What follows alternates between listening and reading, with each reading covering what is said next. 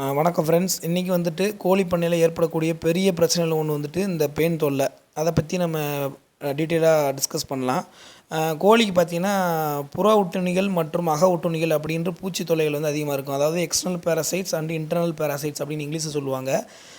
External பேரசைட்ஸ்னால் ஒன்றுமே இல்லைங்க. அதாவது கோழியோட உடம்பின் வெளிப்புறத்தில் வந்துட்டு என்னென்ன பூச்சிகள் வந்து அதை தொல்லை பண்ணுது, அதோட ரத்தத்தை உரியுது. வேரல்ஸ் இன்டர்னல் பேரசைட் அப்படின்றது பார்த்திங்கன்னா கோழி உடலுக்குள்ளே இருக்க குடல் புழுக்கள். இவங்கனால வந்து என்ன பிரச்சனைனா, இவங்க கோழியில் இருக்க சத்து மற்றும் ரத்தத்தை உறிஞ்சு கோழியை வந்துட்டு ப்ராப்பராக ஆரோக்கியமாக செயல்பட விட மாட்டாங்க. இதனால் நம்மளுக்கு லாஸ் தான். ஸோ இந்த பிரச்சனை வந்துருச்சு அப்படின்னா அது எப்படி ஈஸியாக சரி பண்ணலாம் அப்படின்றது தான் இந்த வீடியோ. இதை வந்து எவ்வளோ சீக்கிரம் பார்க்குறீங்களோ அவ்வளோ சீக்கிரம் ரெடி பண்ணணும். ஃபஸ்ட்டு வந்து மெடிக்கலில் நோடெக்ஸ் அப்படின்னு ஒரு பவுடர் கிடைக்கும் வெட்டினரி மெடிக்கலில். எனக்கு கிடைக்கல, ஸோ நான் வேறு பிராண்ட் வாங்கியிருக்கேன். வேறல்ஸ் ஒன்று வந்துட்டு பண்ணையை சுத்தம் பண்ணிவிட்டு அதை டிஸ்இன்ஃபெக்ட் பண்ணுறதுக்கு ப்ளீச்சிங் பவுட்ரு.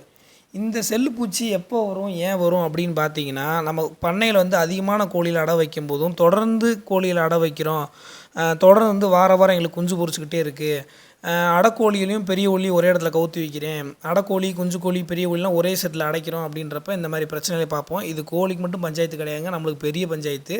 நம்ம கைகால் மூஞ்சில் பூரா முணுன்னு ஊறிக்கிட்டே இருக்கும். வேரல்ஸ் இது எப்படி கோழியில் வந்துட்டு இது தாக்கம் இருக்கும் பார்த்தீங்கன்னா, கோழி சத்து பிடிக்காது, ஒழுங்காக இறடுக்காது, அப்படியே ரத்த சோகை வந்து செத்து போயிடும் பார்க்காம விட்டா. இந்த பிரச்சனையை பார்த்து அடுத்த செகண்ட் நீங்கள் ரியாக்ட் பண்ணல அப்படின்னா பண்ணையை மூடிட்ட மாடுக்கு போயிட வேண்டியதே. இந்த பவுடர் எங்கெங்கே முக்கியமாக போடணும் பார்த்தீங்கன்னா, கோழிகளோட வந்துட்டு பின்னாடி இந்த ஆசன வாயின்னு சொல்லுவாங்கள்ல, அதாவது பட்டெக்ஸ் பகுதி, அப்புறம் அந்த ரெக்கைக்கு வால் ரெக்கைக்கு மேலே உள்ளது கூம்பர், அதாவது அங்கே ஒரு எண்ணெய் சுரப்பி இருக்கும் அந்த இடம், அப்புறம் 2 ரெக்கப்பட்டை சைடு இந்த சோல்டர் ரெக்கை இருக்குல்ல அந்த ரெக்கப்பட்டை, நெத்தி தலை, அப்புறம் வந்துட்டு அடிவகுறு, எங்கெங்கே சதைப்பகுதி வந்து விசிபிளாக தெரியுதோ அந்த இடத்துல வந்துட்டு இந்த செல்லுப்பூச்சி நிறைய உட்காந்து ரத்தத்தை குடிச்சிட்டே இருக்கும். நீங்கள் விசிபிளாக பார்க்கலாம். ஒன்று கோழியுமே ரொம்ப ஸ்ட்ரெஸ்ஸாக இருக்கும். இதை பார்க்காம விட்டால் கண்டிப்பாக நம்ம கோழி இழக்கணும். ஒரு கோழியே கிடையாது, இது ஒரு நிமிஷம் காட்டு தீ மாரி பண்ணையை பூரா பரவி பண்ணையில் இருக்க எல்லா கோழிக்கும் செல்லுப்பூச்சி வந்துடும். அப்புறம் பெரிய மண்டவலியாக போயிடும். நீங்கள் எதுக்கு ரியாக்ட் பண்ணுறீங்களோ இல்லையோ, பண்ணையில் இந்த மாதிரி சின்ன சின்ன பிரச்சனைகள் வருது, நம்ம அசால்ட்டாக இருக்கவே கூடாது. உடனே அதை என்ன ஏதுன்னு பார்த்து அதுக்கு பக்குவம் பார்த்துட்டா நம்ம தப்பிச்சிடலாங்க. அப்படி இல்லைனா நம்ம வந்துட்டு பொருள் சேதம் தான் நம்மளுக்கு. ஏன்னா இது வந்து ஒரு சின்ன குஞ்சுலாம் பார்த்தீங்கன்னா ஒரு 2-3 நாள் இந்த கோழி கீழே அடைச்சின்னு வைங்களேன், அந்த குஞ்சுக்கு அப்படியே உடனே ரத்த சோகை ஏற்பட்டு அந்த குஞ்சு உடனே செத்து போயிடும்.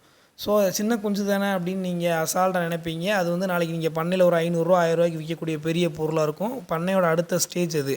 ஸோ நம்ம பொறுப்பாக இருக்கிறது வந்துட்டு நம்மளோட கடமை.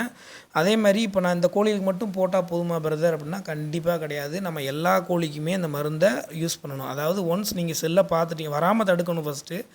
வந்துருச்சு அப்படின்னா இது எல்லா கோழிக்குமே யூஸ் பண்ணணும். வேறல்ஸ் இந்த 2 கோழி பொரிச்ச குஞ்சுக்குமே போகிறேன், என்னடா கோழியை டார்ச்சர் பண்ணுறேன் நினைக்க வேணால், அந்த குஞ்சுக்கு வலிக்காது, நான் லைட்டாக தான் பண்ணுறேன். அதுக்குமே இந்த பவுடர் போட்டு விடணும். ஏன்னா அதுலேயுமே வந்து செல்லு பூச்சி இருக்கும், ஏன்னா இல்லைனா குஞ்சில் இறந்து போயிடும். இதோட முடிஞ்சிச்சா அப்படின்னா கிடையாது.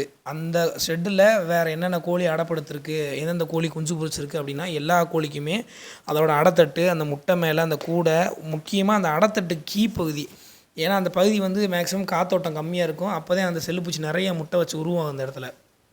அதே மாதிரி நீங்கள் அடை கூட்டி வைப்பீங்களே மணல், அந்த மணலில் வந்து இந்த காஞ்ச இலை சருகுகள், கொஞ்சம் குப்பைகள்லாம் இயற்கையாகவே கோழி என்ன பண்ணோம்னா அடைப்படும்போது எடுத்து அதை போட்டு சுற்றி வச்சு படுக்கும். அப்படி விஷயங்கள்லாம் வந்துட்டு இந்த செல்லு பழுகிறதுக்கான வாய்ப்பு அதிகமாக கொடுத்துரும். அதனால் வந்துட்டு அதெல்லாம் இல்லாமல் பார்த்துக்கோங்க. ஒன்று வந்துட்டு பண்ணையை ரெகுலராக சுத்தம் பண்ணுங்கள். என்ன தான் சுத்தம் பண்ணாலும் இந்த மழை காலத்தில் இந்த பிரச்சனை வரதான் செய்யுது. பண்ணக்குள்ளே வெயில் பகலில் அடிக்கிற மாதிரி இருந்தால் பரவாயில்ல. நான் வந்து அடை கூட்டுறதுனால சுற்றி வந்து இந்த க்ரீன் ஷெட் போட்டு மூடி விட்டுருப்பேன். அதனால் கொஞ்சம் ஈரப்பதம் இருக்கத்தான் செய்யும். இப்போ பாருங்கள், நான் அதை பார்த்த உடனே பண்ணையை கூட்டுறேன், ஆனால் குப்பை நிறையா சேராது. இவ்வளோ கம்மியாக குப்பை இருக்கும்போது செல்லு வருது.